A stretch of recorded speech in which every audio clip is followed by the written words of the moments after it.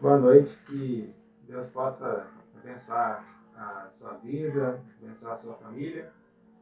E hoje vamos falar sobre esse personagem, né, o rei Acabe, um personagem que Deus trouxe muito ao meu coração e Deus tratou algumas coisas comigo.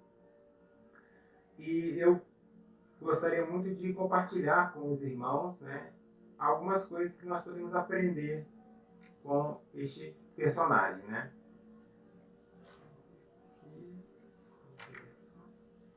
Então, o que podemos aprender com a vida do rei Acabe? Né? Isso vai ser o que nós vamos falar hoje. Né? Então, vamos abrir aí 1 Reis 16, 28 a 33. 1 Reis 16, 28 a 33.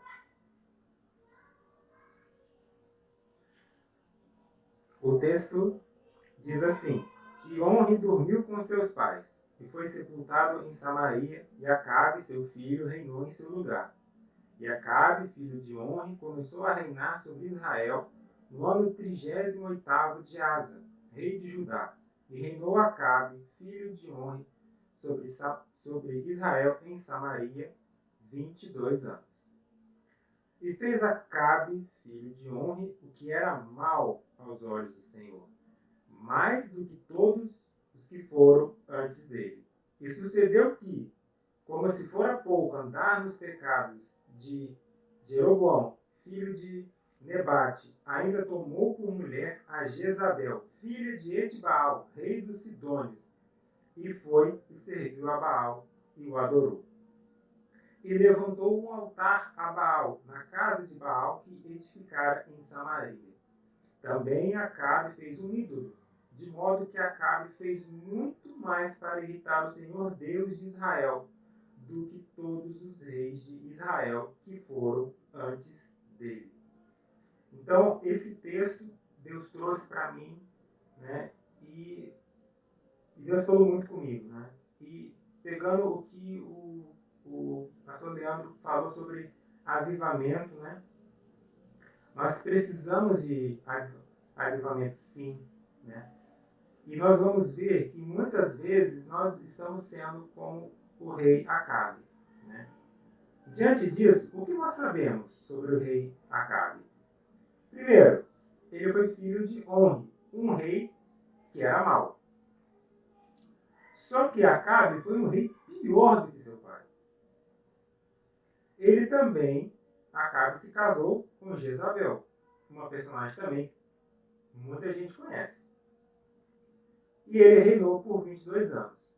Então, isso aí é um resumo de quem foi Acabe, para quem não conhece. E vejam o que esse teólogo fala sobre Acabe, eu achei muito interessante. À primeira vista, ninguém conseguiria ultrapassar a impiedade de Onre, versículo 25. Mas, de alguma maneira, Acabe realizou o feito.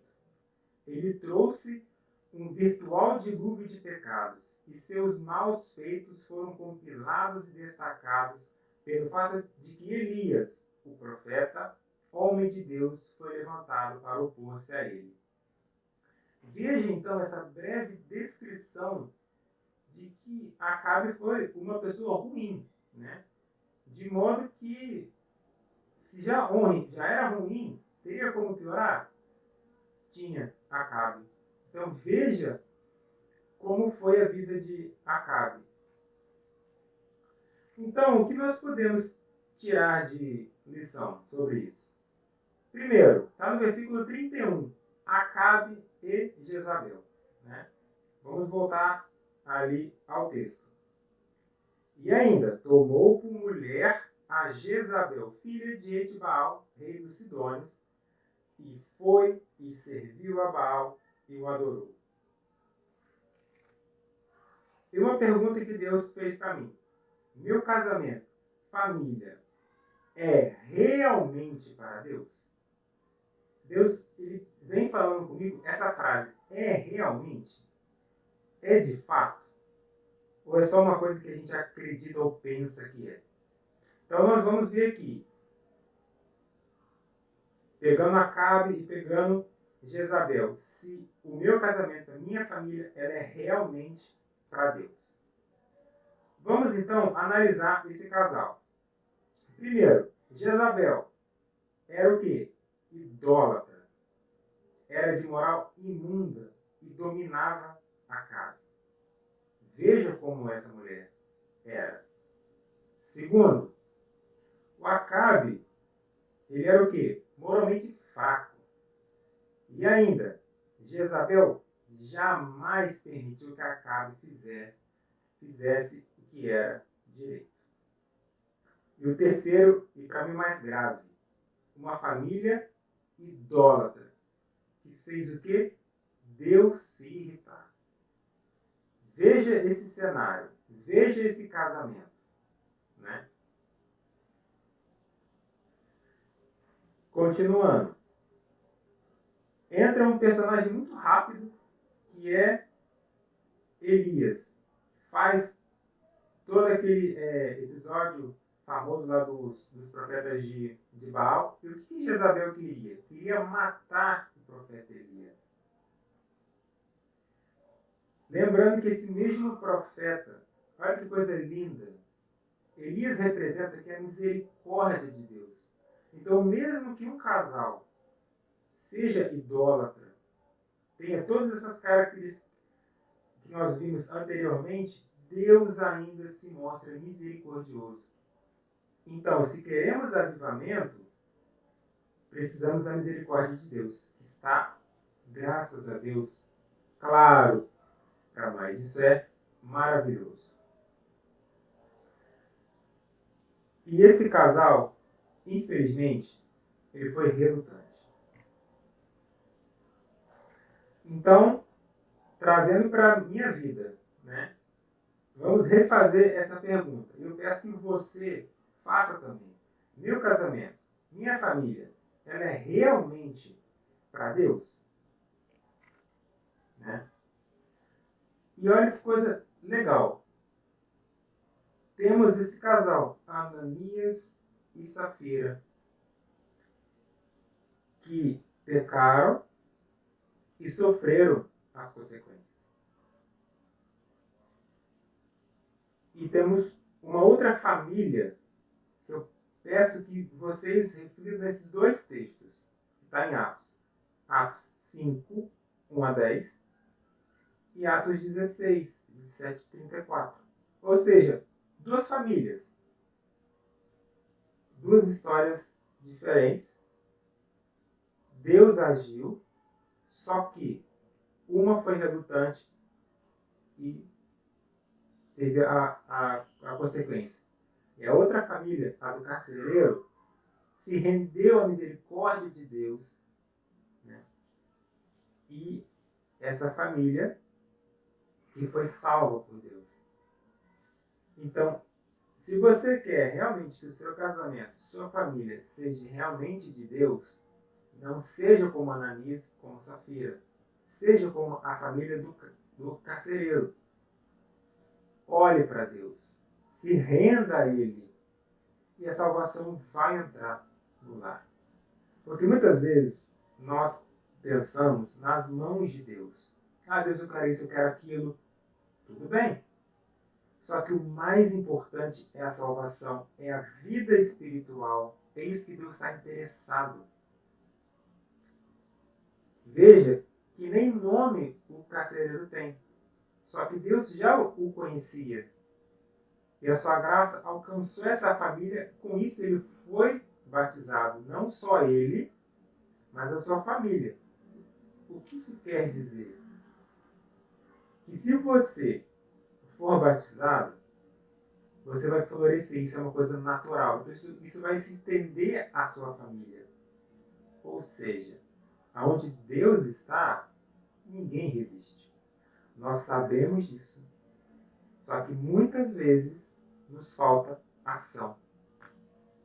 Então, pegando mais uma vez o que foi falado. Se queremos avivamento,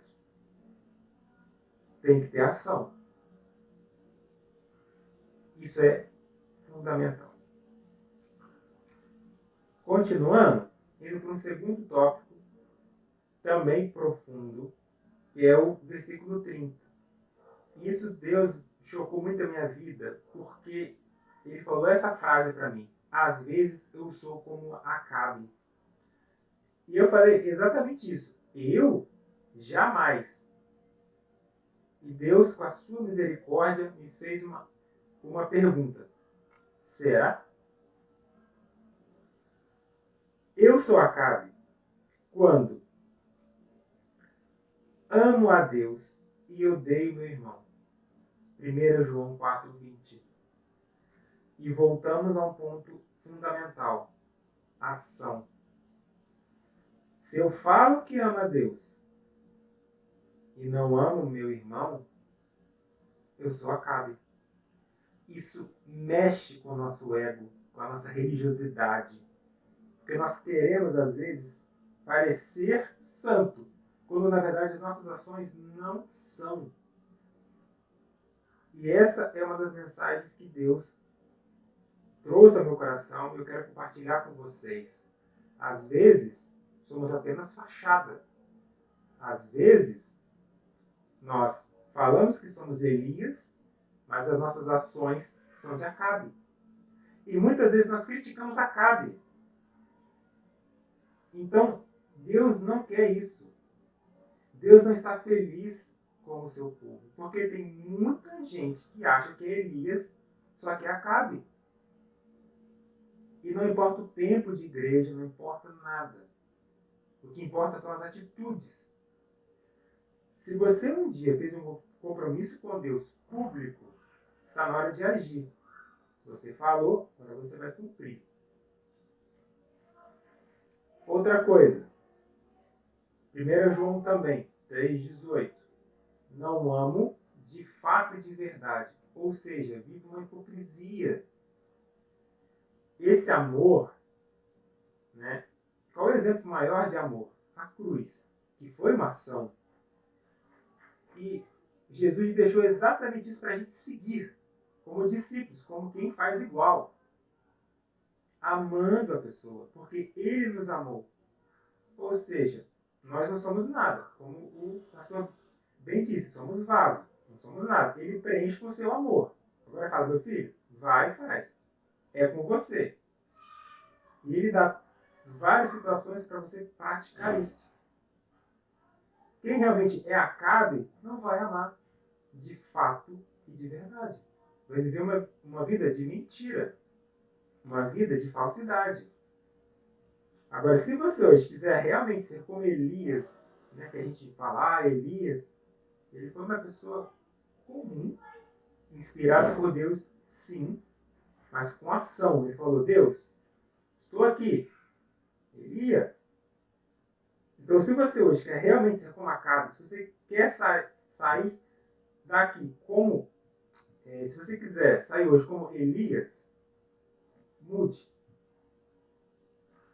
Reveja o que você está fazendo, quais as suas ações. Ame a seu irmão de verdade como você ama a Deus. Ame de fato e de verdade. Saia dessa vida religiosa. Uma coisa que Deus tem falado muito comigo. Estamos muito religiosos. Criticamos várias pessoas. E muitas vezes nós somos religiosos. Deus não gosta disso. Isso é uma coisa que Deus tem martelado muito. Saia dessa vida religiosa. Sua vida está assim porque você está religioso.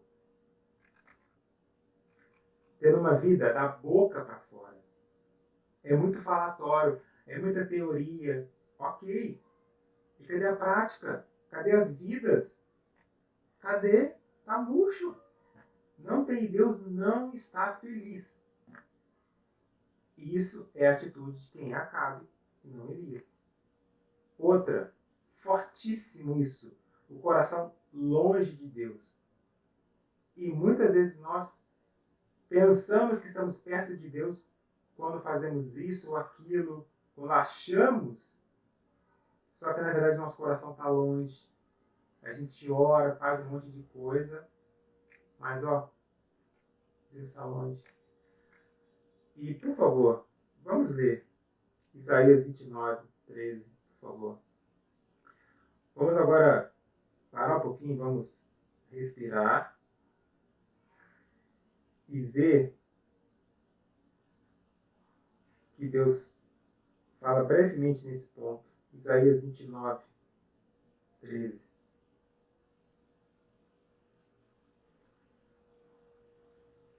Porque o Senhor disse: pois que este povo se aproxima de mim, e com sua boca e com seus lábios me honra. Olha agora. Mas o seu coração, o seu interior, se afasta para longe de mim, e o seu temor para comigo consiste só em mandamentos de homens, em que foi instruído. Deus sonda o nosso coração. Ele é mestre nisso, ele é fera nisso. Então, se você está vendo isso, você está ouvindo essa mensagem hoje, reflita.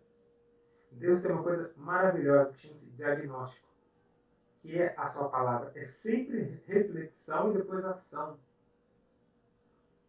Então, quais atitudes que eu, Átila, faço que o Senhor acabe? Quais eu faço que eu sou Elias? Eu tenho que rever, eu tenho que mudar.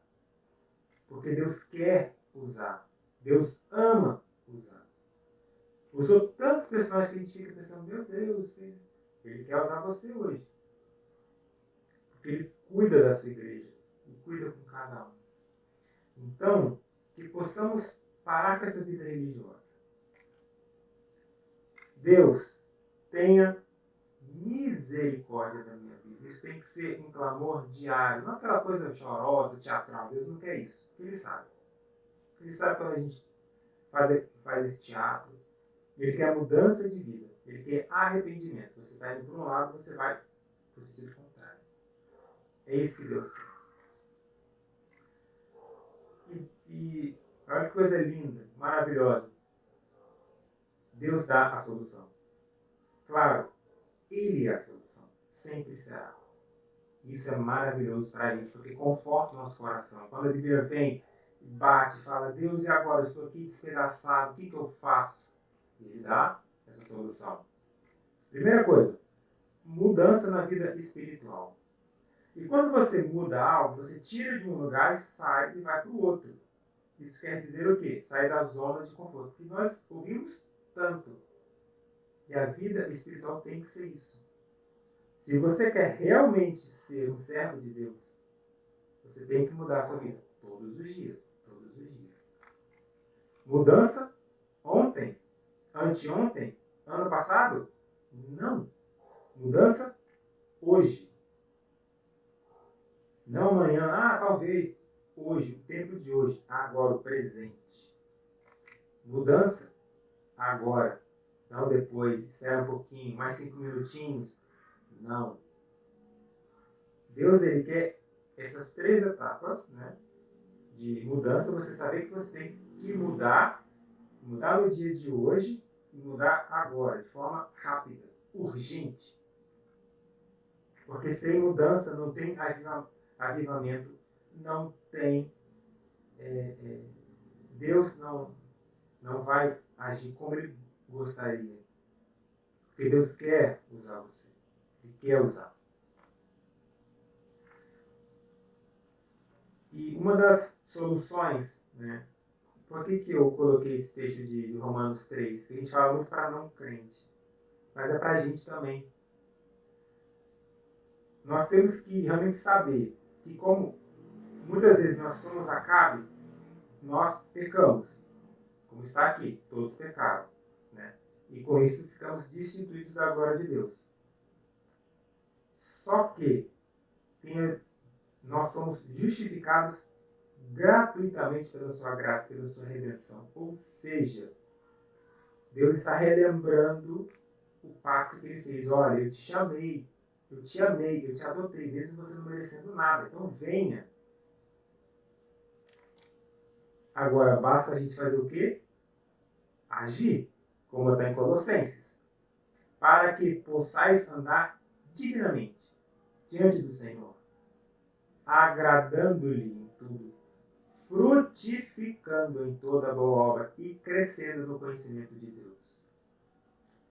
Só nesse segundo versículo aqui a gente já vê algumas ações que nós temos visto que não está muito legal. Muitas vezes nós não estamos andando como Deus a gente quer, nós estamos desagradando a Deus, envergonhando Deus, né? Fruto há muito tempo, não dá. Crescendo, pior, encolhendo, ficando infantil. Então, isso choca, isso é amargo? Sim. Mas é o que Deus tem colocado na minha vida. E é o que Deus quer. Deus deseja isso. Que você, não importa se você tem 1, ou 5, 10 anos, para Deus Ele só quer que sua vida tenha isso. Que você possa andar dignamente diante do Senhor, agradando-lhe em tudo, frutificando em toda a boa obra e crescendo no conhecimento de Deus. E uma ilustração que Deus colocou para mim que é muito legal. Qual porta você vai querer? A porta larga é para quem vai ser como Acabe. Agora, a porta estreita é de quem realmente tem esse compromisso com Deus e vive uma vida como o profeta Elias. Tá aí essa escolha. Só tem os dois. Não tem um meio termo. Então, reflita hoje. A minha vida, né? Eu realmente estou entrando pela porta larga ou estreita. Né? E o nosso lado crente vai falar, não, porta estreita e tal. Muitas vezes as nossas ações estão dizendo o contrário. Então, para a gente concluir, fechar esses ensinamentos, a gente viu como foi a vida de Acabe e as coisas terríveis que ele fez. Coisas essas que podemos fazer. E aqui está uma coisa que me marca muito, sabe? Quando a gente lembra de Acabe, nossa, ele fez isso, aquilo, e Deus fala, você também está fazendo parecido. Só que graças a Deus, que ainda temos tempo para mudar. Por que nós temos tempo? Porque Deus fala em Isaías 1,18: Vinde então, argue-me, diz o Senhor, ainda que os vossos pecados sejam como a escarlata, eles se tornarão brancos como a neve. Ainda que sejam vermelhos como o carmesim, se tornarão como a branca lã.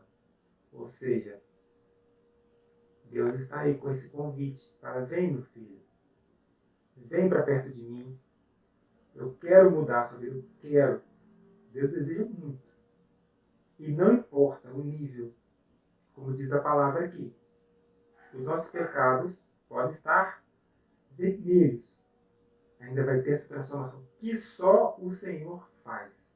Isso é maravilhoso. Veja como essa transformação e Deus faz. Deus faz. Só que tem que ter ação nossa.